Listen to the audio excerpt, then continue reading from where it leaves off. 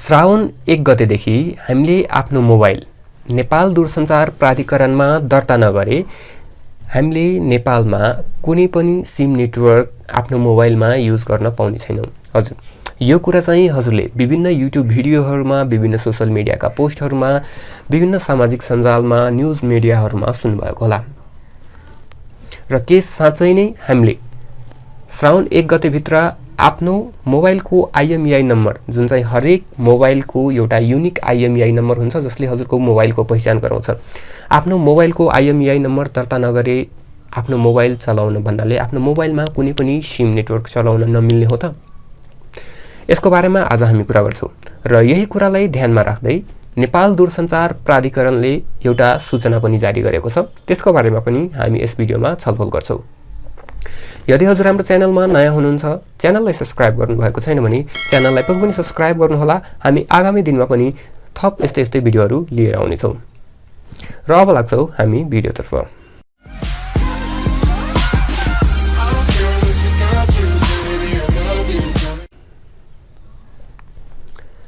Mobile device management system, हजुर MDMS mobile device management system अन्तर्गतमा रहेर नेपाल दूरसञ्चार प्राधिकरणले नेपालभरिमा जे जति पनि मोबाइल डिभाइसहरू सञ्चालनमा रहेका छन् ती सबै मोबाइल डिभाइसहरूलाई दर्ता गर्ने सोचले चाहिँ मोबाइल डिभाइस म्यानेजमेन्ट सिस्टम लागू गर्न गइरहेको छ। र श्रावण 1 गतेदेखि चाहिँ हजुरले यदि आफ्नो मोबाइलको IMEI नम्बर भन्नाले आफ्नो मोबाइल दर्ता गर्नुभएको छैन भने हजुरले आफ्नो मोबाइल चलाउन सक्नुहुन्न, आफ्नो मोबाइलमा कुनै पनि सिम नेटवर्क चलाउन सक्नुहुन्न भन्ने खबर चाहिँ सबैतिर आइरहेको छ। तर के हो त वास्तविकता? साँच्चै नै हामीले चलाउन नपाउने हो कि के कस्तो रहेको छ? हजुर, र सबभन्दा पहिले यदि हजुर आफ्नो मोबाइल दर्ता भएको नभएको जान्न चाहनुहुन्छ, मोबाइलको IMEI दर्ता भएको नभएको जान्न चाहनुहुन्छ भने र आफ्नो मोबाइललाई कसरी दर्ता गर्ने भनेर जान्न चाहनुहुन्छ भने यसभन्दा पहिले नै मैले एउटा भिडियो बनाइसकेको छु। उक्त भिडियोको लिंक हजुरले तल डिस्क्रिप्सनमा पाउनुहुनेछ र माथि आई बटनमा पनि पाउनुहुनेछ। त्यहाँ गएर उक्त भिडियो हजुरले हेर्न सक्नुहुन्छ। अहिले चाहिँ यो भिडियो हेरेर जानु होला। नेपाल दूरसञ्चार प्राधिकरणले के भनेको छ भने मोबाइल सेटको गैरकानुनी आयात, बिक्री, वितरण तथा प्रयोगलाई निरुत्साहित गरी यसलाई थप व्यवस्थित गर्ने प्रयोजनका लागि नेपालमा मोबाइल सेटको आयात गर्नु पूर्व अनिवार्य रूपमा प्राधिकरणबाट स्तर स्वीकृत भन्नाले टाइप एप्रुभल गर्नुपर्ने तथा IMEI नम्बर दर्ता गर्नुपर्ने प्रावधान भएको एवं नेपाल दूरसञ्चार प्राधिकरणबाट मोबाइल डिभाइस म्यानेजमेन्ट सिस्टम लागू गर्ने गरी कार्य तीव्रताका साथ अघि बढेको सन्दर्भमा देहाय बमोजिम स्पष्ट गरिएको बेहोरा सम्बन्धित सबैको जानकारीको लागि सूचित गरिएको छ। र यस कुराको खबर चाहिँ हजुरले पहिले पाइसक्नु भएको छ।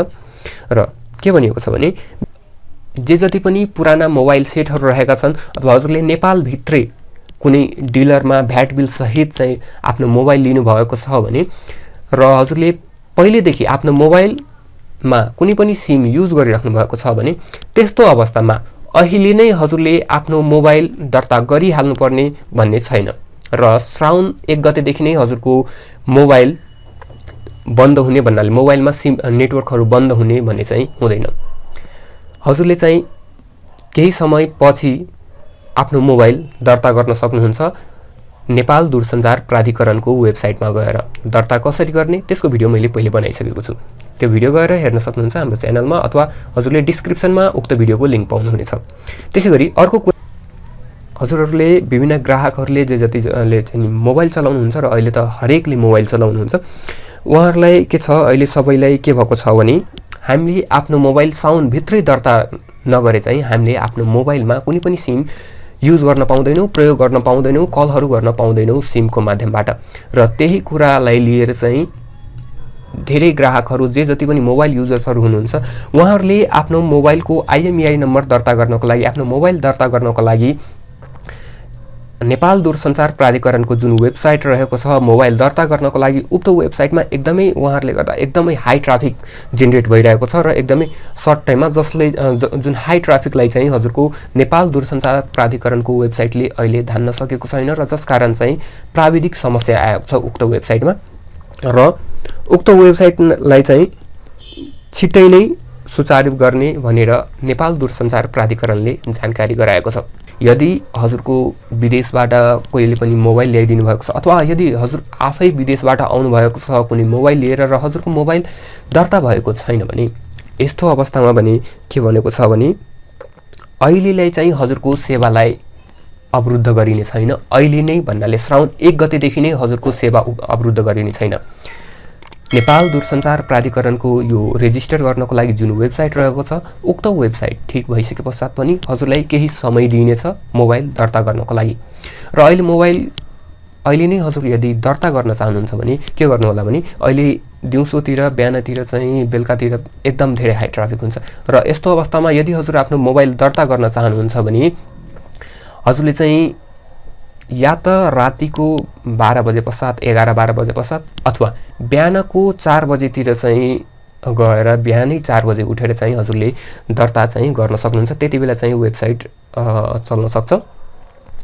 त्यसैगरी अर्को कुरा पनि यहाँ नेपाल दूरसञ्चार प्राधिकरणले उल्लेख गरेको छ र कुनै पनि मोबाइल खरिद गर्दाखेरि चाहिँ हजुरको आफ्नो मोबाइल उक्त मोबाइलको IMEI नम्बर दर्ता भएको नभएको कुरा चेक गरेर र भ्याट बिल सहित चाहिँ मोबाइल खरिद गर्न नेपाल दूरसञ्चार प्राधिकरणले जानकारी गराएको छ।